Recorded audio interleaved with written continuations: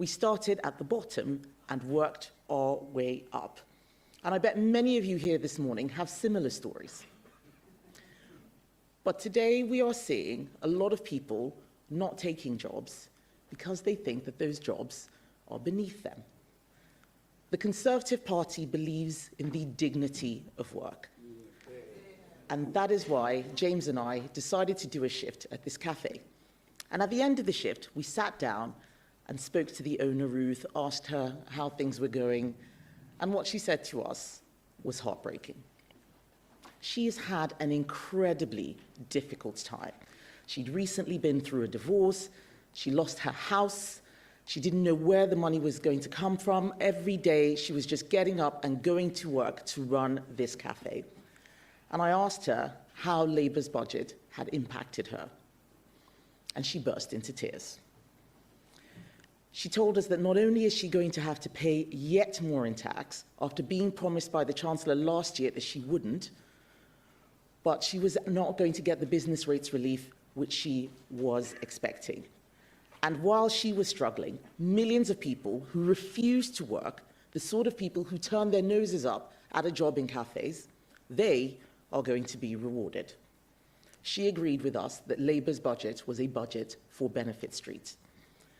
Labour sent a very clear message that if you work hard and you do the right thing, you will get less, but if you are on benefits, you will get more. Right now, in Britain, there are more than 6 million people of working age who are claiming benefits instead of working. That is more than the entire population of Norway that we are paying to sit at home. This is completely crazy. And where is the money coming from to pay these people to sit at home? How are we funding that? We're funding it by taxing businesses, taxing jobs, taxing wealth creators. The people in our country who get out of bed and make things happen, we're making life harder for them. This is economic suicide. And I tell you, ladies and gentlemen, Britain will get poorer and more ambitious countries will one by one overtake us. What last month's budget showed is that Labour have given up. Last year, they raised taxes and destroyed jobs. And because of that, we now have hundreds of thousands fewer people in work. We have 1 million more people claiming universal credit since last year's budget. Not since the election, since last year's budget, 1 million more people are on universal credit. They could have done something about this. They could have changed course, they could have backed business, brought taxes down, but instead they taxed hard-working people to pay for benefits. The fact is, Labour do not have the ideas to create growth and get Britain working again. So they've retreated into their comfort zone. And now, because of the political pressure that Keir Starmer and Rachel Reeves are under, we can all see they're more interested in saving their jobs than creating jobs. They are retreating back to that comfort zone. Labour will claim that they raise taxes to eradicate child poverty.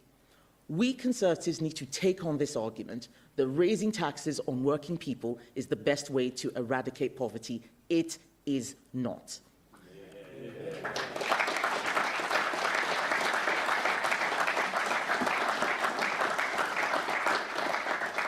Labour believe that the way to end poverty is give money to people in poverty and give them more money until they're not in poverty anymore. This has never worked. The best way to get children out of poverty is for their parents to have jobs and for those jobs to pay well. But Conservatives also need to challenge bad metrics and wrong assumptions that create flawed policy. Let us start with the metric of relative poverty which Labour use. Relative poverty just tells you what proportion of households earn below 60% of median income. That is not a measure of poverty at all. It is a bad measure because in a booming economy, as incomes rise, more people can be classed as being in poverty even though their real income is rising. And then during a recession, like we had under the last Labour government where GDP collapsed and unemployment went through the roof, relative poverty fell even though we were all poorer. So it is not enough for us to challenge the policy. We have to challenge the thinking that underpins it. We need something better. I have long said that Britain is at risk of becoming a welfare state with an economy attached. Well, under Labour, there won't be an economy to attach for much longer, not the way that we're going. In Hackney alone, 1,000 families on benefits with 5 or 6 children stand to gain £74 million from the lifting of the 2-child benefit cap. Some of those families will be getting more than £14,000 a year. At the budget, income tax thresholds were frozen. So do you know how many people's thresholds were frozen just to pay for those families in Hackney? We're not talking about the whole country, just the families in Hackney. The number we have found is 340,000 taxpayers.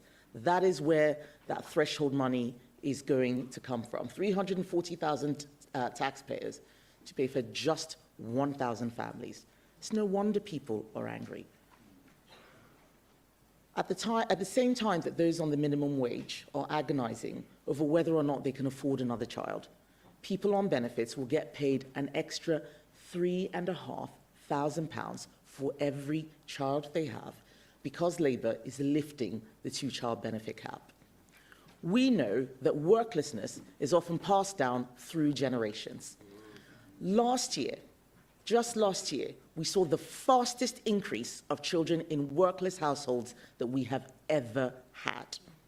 There are now more children in the UK growing up in households where no one works than the entire population of Estonia. That is correct. More children growing up in a household where no one works than every single person in Estonia. This is crazy. It is also heartbreaking, and the government should be doing everything in their power to fix it. But we all know that they don't know how. I could spend all day listing all the things that Labour is getting wrong. It's really fun, and we can sit back and just count them, one by one. But it's too easy. It's too easy. Our job is not to moan. Our job is to fix. And I worry about what the country is going to look like after 4 more years of Labour. I know that we're going to have to be ready to deal with the mess that they leave behind. How are we going to do that? Adam Smith once said, "There is a lot of ruin in a nation." For all that is going wrong now, and let's be honest, has gone wrong in the past, it didn't all start under Labour, we know that nations can absorb shocks. Look at what we had to deal with: the financial crisis, Brexit, COVID, a war in Ukraine. We know, though, that countries with strong institutions and productive people do not collapse overnight. Even foolish policies take time to do real, lasting damage. And yes, while a crisis is serious, they are not fatal unless governments keep repeating the mistakes. Let's be honest, ladies and gentlemen. We made mistakes in government, but we have learned from them. That's why we have a plan, and that's why we're building on it.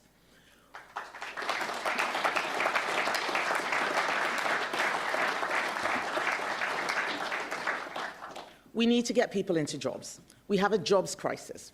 Since Labour came into office, unemployment has risen every single month. Yes, every single month. Someone has to do the work to turn this around. So Conservatives are going to make it our crusade to get Britain working again.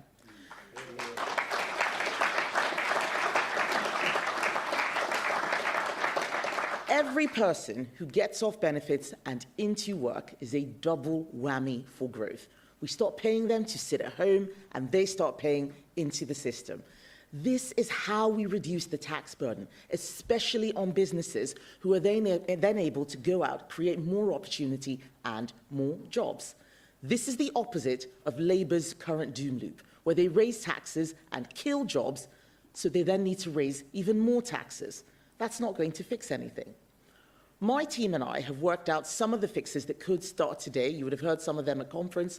We identified £23 billion of savings from doing things like restricting benefits to those who are not British citizens, reducing eligibility for low-level mental health issues, and so much more. We could do that today, but we all know it is not enough. A lot of what's going on in our country is more complicated, and it's going to take so much hard work, heavy lifting, and joined-up thinking to solve. That's what I want to talk to you about today, that joined-up thinking. So today, we are launching our campaign to get Britain working again. And throughout next year, my Shadow Chancellor Mel Stride, Shadow Business Secretary Andrew Griffiths, and Shadow Work and Pension Secretary Helen Whately and I are going to work together, along with Shadow Cabinet. We're going to be reviewing some of the most challenging and complicated aspects of work and welfare in this country and figure out how we can get millions more people into work.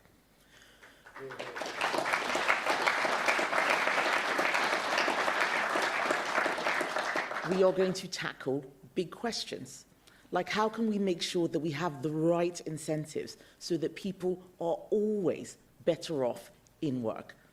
We will review every circumstance in which benefits are currently paying more than work. We will undertake a full review of the level and operation of the household benefit cap, which currently acts more like a sieve than a cap, because most people on benefits avoid it through one exemption or another. Exemptions like being diagnosed with anxiety. Being diagnosed with anxiety can be worth more than £20,000 to some families. A lot of people don't know the scale of the problem. A lot of people don't know how bad it is. Quite simply, our sickness benefit system was not designed to handle the age of diagnosis which we now live in. So we are also going to review which conditions the state treats as disabilities when it comes to benefits. All of us will have physical and mental challenges at some point in our lives. All of us will. But in an age in which 1 in 4 people now self-report as disabled, it's clear that we are now going to have to draw a line on what health issues the state can support people with. The government can't do everything. So this is a review that we will do carefully over time with medical and employment experts to make sure that we get it right. We want people to get the support they need, but very often people should be getting support into work rather than cash payments to sit at home. The fact is, in 2025, with the option of remote working and advances in treatments for many conditions, lots of disabled people can and do work. Conservatives believe that work provides purpose and can improve all lives. Work, contribution, purpose give you value, they give you dignity. The chance to change your life circumstances and support the people you care about. That's what work gives you. So we are going to look at what form state support should come in and how long it should last. And we are going to back businesses who invest in supporting the health of their staff. We're going to make it easier for small businesses to adopt some of those good practices without piling more bureaucracy and more red tape on them. That's not what they need. The next thing we're going to do is the hard yards on making sure that our education system equips people with the skills and attitudes they need for the jobs of our time and for the future. Conservatives did it before, we will do it again. Instead of having thousands of students racking up debt on low-value degrees, we are going to boost our apprenticeship system. We're going to double the number of apprenticeships.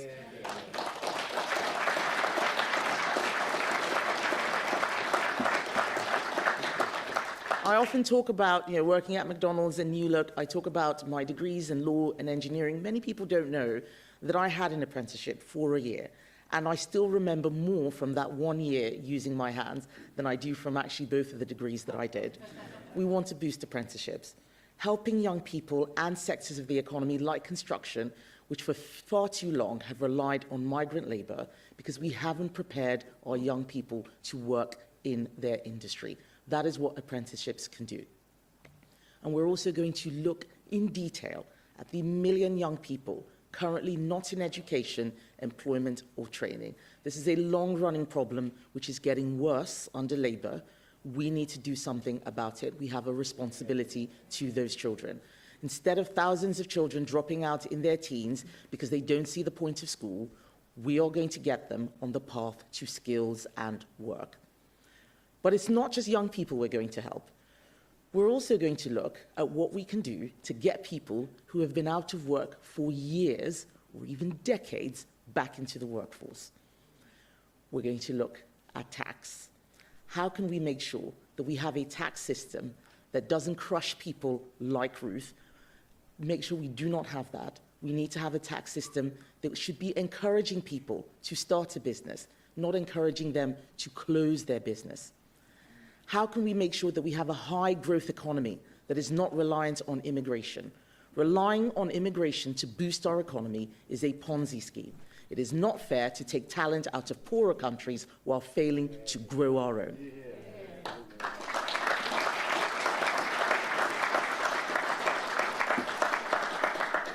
But we're never going to solve these problems unless we look at the fundamentals. We need to look at what we have been doing, not just for the last year or the last 5 years, but the last 30 years, the last 40 years, and start building an economy fit for the future rather than just tweaking the things that we've done in the past.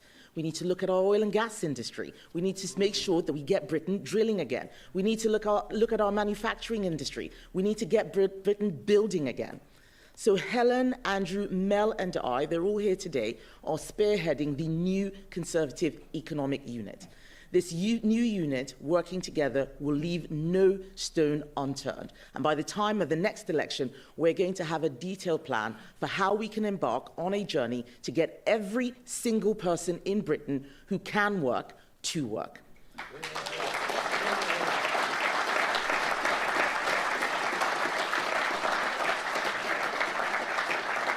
And we want everyone who can help us on that journey to get involved.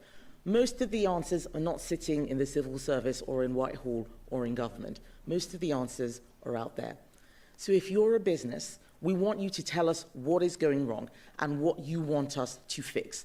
Tell us what is wrong so we can get out of the way so you can create growth.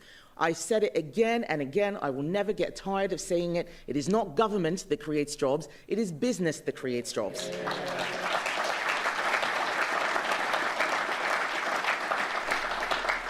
If you are someone who's looking for work and are not able to find it, we want to hear what you're struggling with. What is the problem? What would help you overcome the challenges you're facing without it being the government spending more and more money on benefits? We need Britain to be one of the best places in the world to start and run a business. We need to get our wealth creators back from Dubai. We need young people to see Britain as the place to build something, not as a place to escape from. Imagine what this will actually look like in communities where no one currently works. Let's get some hope out there. We are not the doom and gloom party. We're not the welfare party. That's Labour. We want to talk about how we will do this for our high streets, what we're going to do for public services. We are going to turn Britain from a welfare state into an opportunity state and together get Britain working again.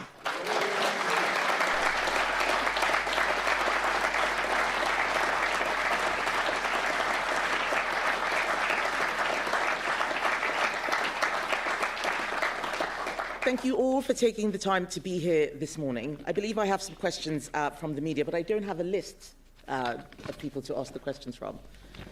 So I'm just going to have to take questions from the room. Dylan, if you can point out who was on the list. Camilla Tominey's got her hand up, so she'll go first. Camilla Tominey.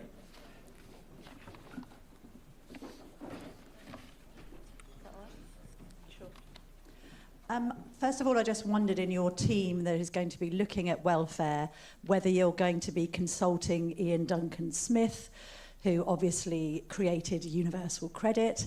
And second of all, are you convinced that the £23 billion worth of cuts you've previously announced to welfare are enough when the last budget shows that that's simply the amount that benefits are going to go up over the course of the next Parliament? So basically, you're only really cutting the rise. You're not cutting the bill with your proposal that you made at conference. So, thank you, Camilla. So I think I'll start by saying IDS is the father of welfare reform. I don't think that we would be able to do this without his help and advice. He is somebody who did it once before, and he did it against a lot of obstruction. So many people were telling him it could never be done, and he did it. But the problems that we had 2010 to 2015 are different from the problems we have now. People often ask, why didn't you sort this before? This is new. This is different. 1 million people now on universal credit than just the last budget. 5,000 new people each day claiming health and sickness benefits. When we left office, it was 2,000 too high. So this is a new problem that we want to crack down on. And you are absolutely right to talk about that 23 billion. No, it's not enough, but we've got to start from somewhere. And each day that Labour puts more and more people on benefits creates a bigger problem for Conservatives to solve later. And I do want people to realise there is only one party that is even interested in talking about this. Labour, Reform, the Lib Dems, all of them wanted to lift the two-child benefit cap. All of them want more welfare. There is only one party of fiscal responsibility, getting the government to live within its means, and that is the Conservative Party.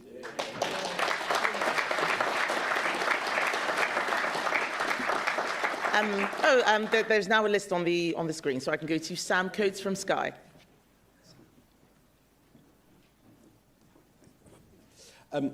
Kemi Badenoch, Sam Coates, Sky News. When you mentioned relative poverty in your speech, there were groans from the audience. I'm wondering, does poverty in any form bother you? And do you see it as the role of the government to help the 2/3 of children and adults in poverty who are already in work, have someone in work in that household? Yes. Of course it bothers me. I remember a time when I didn't have much money at all. I had to work at the same time as I was going to college. I was on the minimum wage, fending for myself. So I know what it's like, and I know that there are many people in worse off situations. But the way to deal with poverty is not by taking money from the people who are struggling and then giving it to those on benefits. We now have a situation where the people who aren't working are better off than those in work. That doesn't fix poverty at all. And if we continue down this path, we're going to run out of money, which means that there are not going to be any benefits for anybody at all, especially those who are most vulnerable, those who really need it. What we're trying to do is make sure that the system doesn't collapse. We need a welfare system. Of course we do. We need that safety net. But we mustn't become a welfare state. That's a completely different thing. So let's do those things that tackle poverty. Look at children in schools, for example. Absence from school is a serious problem closely linked to poverty. Many of those people will go, who are not in school today, those children, will go on to become poor in the future. And Labour has actually changed the rules so that children with low-level mental health conditions like ADHD, they don't have to, their parents can still get benefits even if they don't go to school at all. Those are the sorts of things that Labour is doing that I believe will make things worse. We have to be firm and fair, and that's what the Conservative offer is about. Let's tackle poverty, but let's do it the right way, not by messing around with the statistics or making another group of people poorer, but by creating jobs, creating wealth, and getting Britain working again.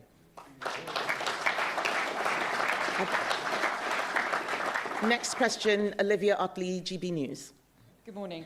You talk of a welfare bill with a state attached. The IFS estimates that the triple lock costs £11 billion more a year than if the state pension simply rose in line with earnings. Is the triple lock really still a good use of taxpayer money? So I get asked this question again and again. The fundamental problem in our country is that we are not growing. Tackling, changing the triple lock just means that we're still moving money around. It's the same kind of thinking of taking from those who don't have very much and giving to another group. If we were growing at 2 to 3%, there would be no one talking about the triple lock. Triple lock is Conservative policy. Let's start with growth measures. If you take somebody out of welfare and get them into work, you are creating growth. If you cut people's pensions, you're not creating growth. So let's focus on growth and wealth creation. There's only one party that knows how to do that. Lots of people can divide money that's already existing, but the only people who actually know how to create wealth, create growth as a government are Conservatives. That's what the economic unit with Helen, Mel and Andrew are going to be working on. It needs a lot of deep thinking. We have people in business out there helping us. That's what we will do to make sure that we don't have child poverty, but we don't create pension poverty either.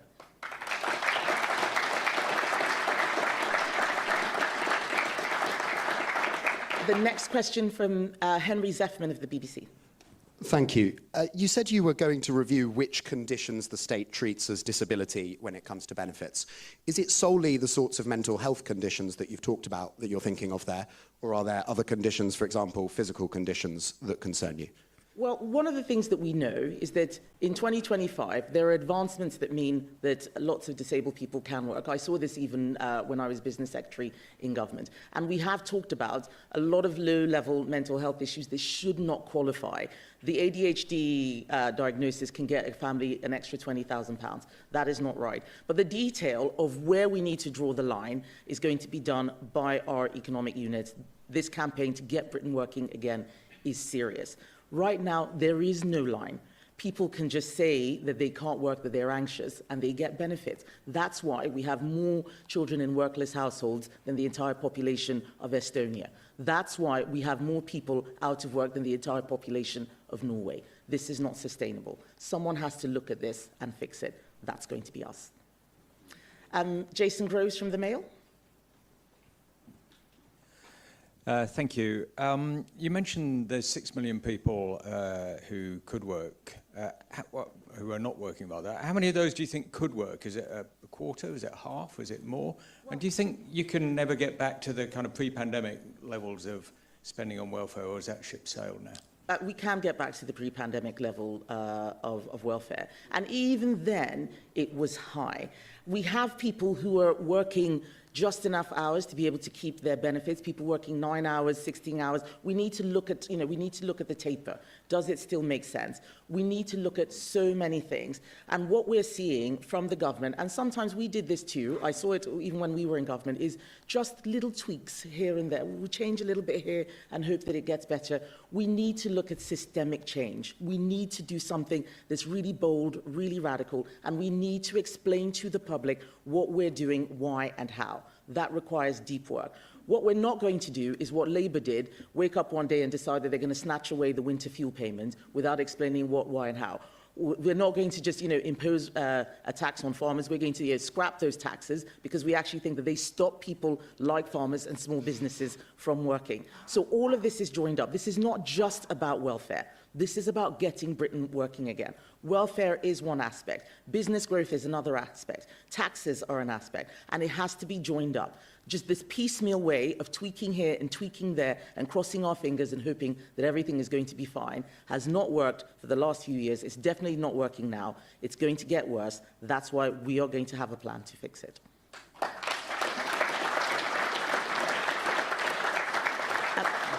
Peter Walker from The Guardian.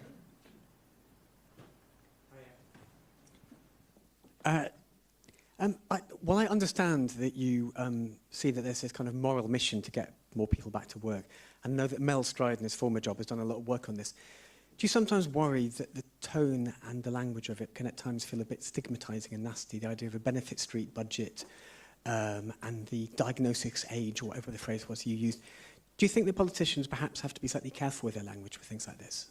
I think that politicians should be careful with language all the time, but I don't think there's anything wrong in what I said. In fact, what was astounding was how many people from across the country wrote to me saying, thank you for saying what we're thinking. We spend a lot of time trying so hard not to upset people or say anything that might ruffle any feathers, that we end up creating a system that is unworkable. So I am very happy to be the person who tells it like it is, who gets to it straight. I'm very happy to do that. But I do want people to know that what we are doing is the right thing.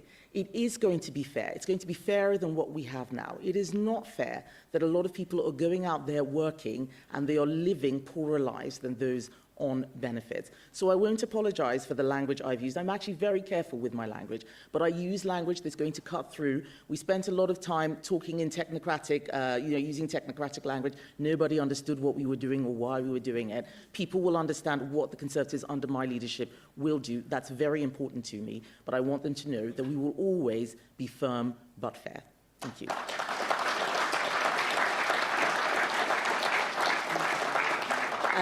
David Hughes, PA. Thank you very much. David Hughes from the Press Association. Do you think there is a mental health crisis in this country, or do you think people are seeking a diagnosis purely to claim benefits, which is what you appear to be suggesting? I think it's a bit of both, actually. I think that people not being in work actually develop more severe mental health issues than those people who are in work. There is a virtuous circle that is being created. But we know that there are some people who are gaming the system. We know this. They are on Instagram, and they call themselves sickfluencers. They actually say, this is what you do. This is what you say when you pick up the phone. You tell them that you're too anxious to come in. So we've seen it. We know that there are people exploiting the system. A million more people have gone on universal credit since Labour came into office. That number of 5,000 new people each day claiming health and sickness benefits, that can't be right. 1 in 4 people self-reporting as disabled in surveys cannot be right. Something has gone wrong, and that's what we need to look at. We're not going to over-speculate. We know something is wrong, and when something is wrong, somebody has to look at what is going on, rather than just believe that the system as it is fine and it should just continue as it is. Let's get under the skin of what is causing this problem, and then we can fix it. Right. Well, I think that comes to the end of this session for media questions. I want to thank everyone for being here this morning. I know that you all have busy jobs and busy lives, and I appreciate your presence here this morning. Thank you. We're going to get written working again.